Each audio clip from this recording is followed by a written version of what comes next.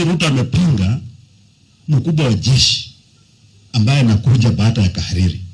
Nyinyi hamjui kwa nini wakale walikuwa na president 4 years. Na tena hawapendi Ruto. Mimi najua.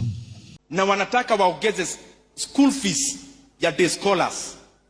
Ati vile mzazi amekuwa akilipa aongezewe 9,370 shillings from January of this year. Eugene Wamalwa cannot have the moral authority to dictate how the NADCO report should be implemented, because I want to say this. Nyinyi hamjui kwa nini wakale walikuwa na president 4 years. Na tena hawapendi Ruto. Mimi najua.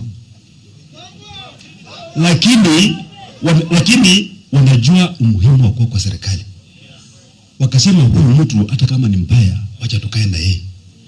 Akifika kwa hiyo kiti kuna mambo mengi ambayo tutafanya kwa sababu mtu yetu kwa hiyo kiti. Wanajua utamu ya uongozi. Wakikuyu wamekuwa president mara 3. Wanatuachia 2027, 2032 hawezi waachia mtu. Lakini walia kwa sababu hamjui utamu ya uongozi. Hamjawahi onja utamu wa uongozi. Haujui maana ya uongozi. Mnafikiri kwamba ati uongozi wakati wa kura bila watu watafuta kitu wanaopatia 50 ati ni uongozi. Hiyo uongozi. Hiyo sio utamu wa uongozi. Utamu wa uongozi ni kupata ile kiti kubwa. Ile watoto wote ambao wamesoma hawa wakati tunaajiri unapata nini? Nafasi. Saa hizo wanaajiri jeshi kwa mfano. Kama yule mkubwa wa jeshi bwana Kahariri ni mwanaume, maana atakana kuwa mwanaume. Aenda atoe list. Vile walichukua recruits pa sub county. Tujue Likuyani walichukua wangapi? Lugari wangapi? Malava wangapi? Kule Ikolomani wangapi? Sijui mpaka ifike 12 wote.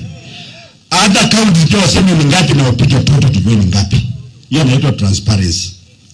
Lakini saa hizi utapata hapa Likuyani walipeana nafasi 4 ambayo watu walinunua kwa nje hata watu wao kupewa. Walipewa hata nyinyi hamjui. Ukienda Kericho wamepatia nafasi 187. One sub county. Tunaelewana? Hao ndio wanachukulia mchana, ikifika usiku iko basi. Ile watangulia kwanza sema atakuja na anajua kuna kuanga na basi. Ya kuja kuchukua vijana kupeleka wapi? Huko. Sasa inakuwa tabu kama umechukua ndio waende kwa mfano na jamii nyingine watu 100 na una promote. By the time inafika kwa cheo ya brigadier hao wengine wote waliretire walienda, wameretire na wengine waende bado 50 wako. Ndio mnaona katika ndevo ya juu ngazi ya juu huwezi pata mlio huko hakuna mabrigadier walio kenele wafike 20. Kama mimi nadanganya walete list. Hawafiki 20 kwa sababu gani? Unachuja wakati wa recruitment na wachukua watoto wachache wanatolewa polepole kende ikianguka inakwisha yote. Huwezi pata kiongozi huko. Bwana bila kuangalia. Sasa hizo Ruto amepanga mkubwa wa jeshi ambaye anakuja baada ya Kahariri. Atakuwa ni Kalenjins kwa sababu ni army commander. Na nafasi ya army kutoa mkubwa wa jeshi itafika baada ya kuondoka. Automatic. Ameenda akamchukua from where akampromote pro haraka amekuwa army commander. Sasa hizo Ruto amepanga mkubwa wa jeshi ambaye anakuja baada ya Kahariri. Atakuwa ni Kalenjins kwa sababu ni army commander. Na nafasi ya army kutoa mkubwa wa jeshi itafika baada ya kuondoka. Automatic. Ameenda akamchukua from where akampromote pro haraka amekuwa army commander. Amengojea tu kuwa nini? Mkubwa wa jeshi. Na nyinyi waluya pato mtaonda hata bila aliweka kama debut hata kwa sababu ule debut wa jeshi saa hizi anaretire. By the time wanazunguka wafikie kwa Kenya kwa Kenya Air Force, huyu Musa atakuwa ameretire ameenda nyumbani na hakuna mwingine huko. Yafaa kwa wala vingi sababu hata kwa wala sababu hata amfiki watu jishike sikio useme hii kura yangu 2027 lazima iniokoe. Wacha kusikiliza propaganda ya matusi. Unajua watu wanapiga kelele hapa ni watu ya kutumwa kuja kuchanganya Waluya. Sikia sauti yangu mimi I speak from my heart. Mimi leo Mimi sio lazima nikuwa Kakamega leo. Sio lazima nikuwa Malaba, mimi ni kama na Trans Nzoia. Ningekuwa nimeenda kucheza golf na wenzangu. What am I doing here? Kwa sababu roho inauma mimi. Roho inauma kwa sababu tuko na nguvu kwa mikono yetu na hatutumii. Hiyo kazi tunafanya ya watchman, ya maid, ya kuchimba makaburi, sio kazi mbaya. Lakini wacha watu wengine pia wafanye. Kwa maana gani? Tuna balance. Kazi wako kwa jeshi, wengine wakimbeka makaburi, wengine wafanye, na Kenya inaendelea, si ndio? Saa hizi TSC inaajiri walimu. Wale ambao ni permanent and pensionable wanachukua barua, wanapatia MPs ambao wako serikali. Wanapelekea watu wao, wengine wanauza. Hii yetu 30% mwezi huwa napeana, lakini hatuna pesa ya kununua. Viongozi wetu wanafanya nini? Wanauza. Alafu ile wa maskini ya mwisho. Sasa watu yetu wa maskini amezoma, umeuza shamba, umeuza mali yote, wakati wa kurecruit wanasema yeye ni intern. Anapewa kandarasi ya miaka miwili intern, analipwa 17,000 shillings. Na huyo permanent pensionable analipwa shilingi 70,000. Sasa watu yetu, hii quality itafika siku gani? Ndio maana waambia 2027 ni wakati wa kujikomboa. Rais Ruto alitoka university akaingia kwa siasa, hakuna kitu kingine amesha kufanya. And I want to say this because yesterday, whilst at Bondo, during the funeral of Beryl Odinga, a number of our political friends who have worked with us in the past came to condole with us, notably former Vice President Kalonzo Musyoka and former Defense Cabinet Secretary Eugene Wamalwa. And they made a number of comments, some of which are factually incorrect.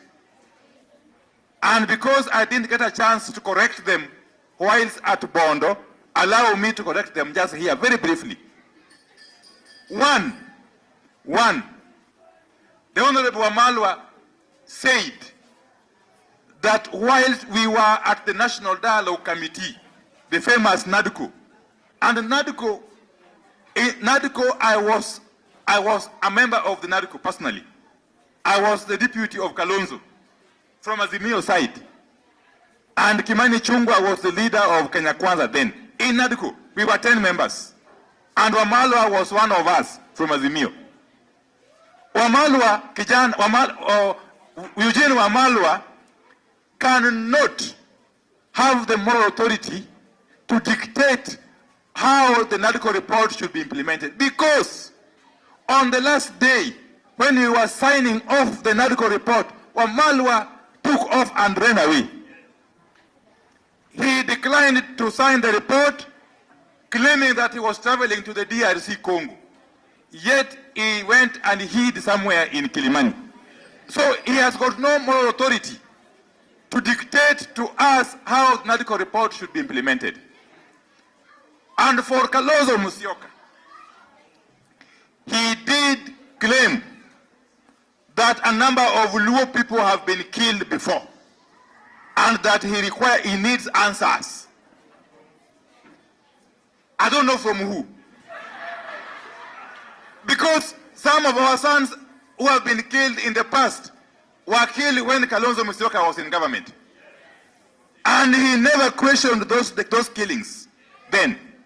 And now, yet now, when the government led by President William Ruto, in which we are serving, courtesy of Raila Amolo Odinga, has gone a step further and established a committee to undertake compensation of all victims of violence from 2017 up to now.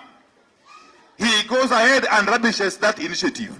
I think the only honorable thing is to allow that committee to complete its work despite of the challenges it's facing from court.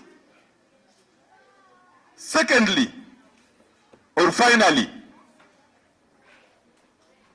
Kalonzo Musyoka claims that nothing has been implemented from NADCO report. Yet, we know that it's because of the NADCO recommendations that we currently have an IBC in place.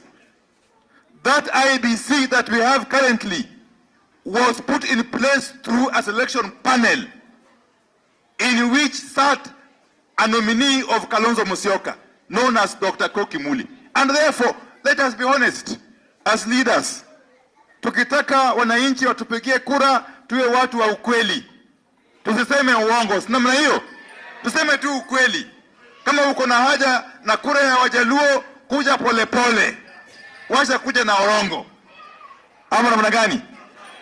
Kuja pole pole, wachana na uongo. Lakini sisi vile vile tumejua, tumejifundisha kikamilifu. Tumejifundisha, na kwa hivi sasa tunatambua marafiki zetu wa kweli. Na vile vile tunatambua wale ambao hawataki wema sisi kama jamii.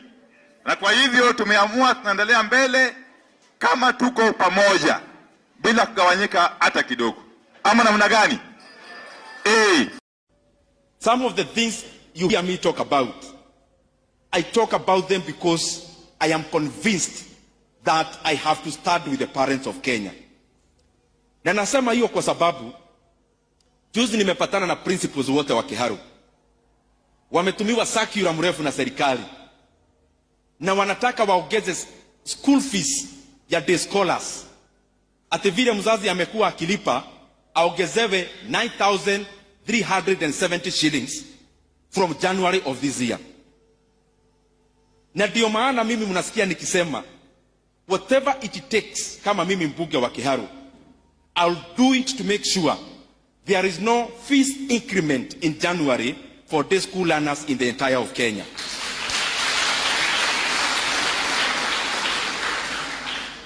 Na mimi nataka niulize my colleagues, vile mnajua sasa bunge hakuna opposition in the real definition of it, because wale walichaguliwa upande wa serikali wa opposition haijulikani ni nani na ni nani, kwa sababu mnajua sasa kuna mipango ingine iliendelea. And I have said this, mimi kama mbunge wa Kiharu, even if I'll be the only solitary voice in Kenya to stand for education and the right thing, I'll do it and pay the price.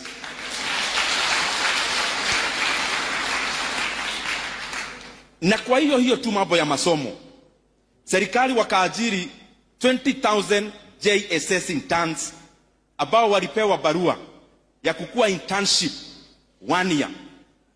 Sasa serikali, na tunaona iko pesa mingi ya kufanya mambo ingine mingi, wanaambia hawa kaka zetu na dada zetu ati wanaendelea kuongeza mwaka ingine ya internship. We want to also say this. It is unfair for government walipea internship the JSS interns with the hope that after 1 year they'll be employed into permanent and pensionable terms. Na nauliza, mimi nimekuwa chairman wa budget. You do not necessarily need money in the budget now to confirm JSS interns. You can use an article called Article 223, where you can use the money, urete bunge baadaye tuipitishe. Na ndio naambia Ministry ya Elimu na TSC, kindly confirm all the JSS interns into permanent and pensionable terms in January of 2026. We cannot pay a graduate 17,000. Some of them have actually gone ahead even to commit suicide, as I'm told by their officials.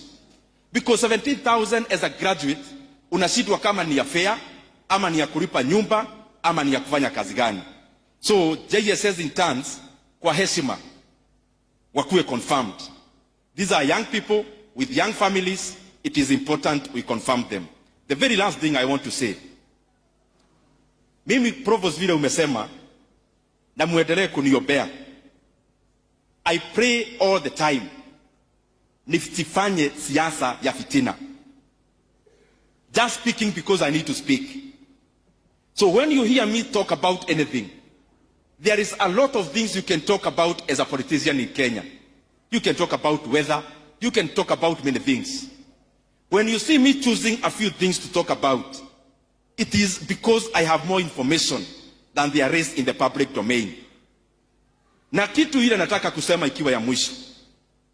Serikali iko kwa mpango ya kuuza hisa zile serikali inamiliki katika kampuni ya Safaricom PLC, na wanauza hisa moja kwa shilingi 34 shillings. Safaricom was trading at 45 shillings per share in 2021 before they invested in Ethiopia. How can you convince Kenyans that you can sell a plot of land for 450,000 shillings? I'm talking about it figuratively, to understand. Atuende pahali ununue ploti inauzwa for 50,000 shillings. Mwishowe after 3 years ama 4 ujenge flat ambayo inachukuliwa rent katika hiyo ploti umenunua. Ile shamba ulinunua for 50,000 na umejenga ploti na inachukuliwa rent, ati mwishowe after 4 years ukuje utuambie hiyo ploti pamoja na nyumba ati ni 340,000. Inawezekana? And then you tell us about market prices. I have experience in the capital markets in Kenya, and for sure I know the people who represented the government in this deal, probably some of them are actually not government employees, and some of them were not contracted to negotiate on behalf of government. And maybe even those people, there are things they do with the buyers. Mimi nauliza kwa heshima, let us not rush the sale of 15% stake in Safaricom. Let us give people a chance to compete. Let us open a competition of bids so that we can have many companies bidding to buy that stake of Safaricom, so that Kenyans can get full value for the stake we have in Safaricom. Safaricom, the 15% stake in government, the entire is 35%. We own it, all of us as Kenyans, because the National Treasury owns those shares on my behalf and on behalf of all Kenyans. And therefore, when I am speaking about Safaricom, I am speaking as a Kenyan more than as a politician. That we can get more money to build roads, more money to build many things in Kenya, kusogeza uchumi mbele. Na kama hakuna self interest, kama hakuna mtu ameweka ubinafsi katika uuzaji wa hisa za Safaricom, what is the secrecy for? Just tell Kenyans, tunauza hisa hii pesa, pengine Wakenya watainunua wao wenyewe na bei ya juu kiasi. Or you open up to many other telcos to also bid that share or that stake so that Kenyans can get much more. Na kwa hiyo mimi nahuzunika ati serikali imeenda katika hiyo transaction, ile dividend Kenya ama nchi ya Kenya inafaa ichukue for the next many years. Serikali wakasema sisi hatutaki kugoja, tunataka hiyo dividend saa hii. Mimi nauliza viongozi wa serikali, we must stop concentrating and binding up Kenya with the mentality of the elections in 2027 only. Kenya inahitaji pesa saa hii, in the next 3 years, in the next 5 years. Let us not continue to securitize future government revenue to gain political capital today. Kama ni dividend ya Safaricom, kila mwaka Kenya inahitaji pesa ya kulipa walimu, ya kujenga barabara. Kwa nini tunaitisha upfront, alafu Kenya is losing 15 billion on dividend alone? Why? Hii mambo mimi naongea, and I want to repeat nikimaliza. I have more information than there is in the public domain. And that is why I requested my brother Honorable John Badi. Juzi alisema angetaka tujadiliane hii mambo hata kwa runinga. Na nikasema kwa niaba ya Wakenya, mimi nimejitoa, because I have evidence that the government is being shortchanged in the sale of Safaricom. And I'll fight for this matter until our country gets full value of the Safaricom shares. Asanteni sana.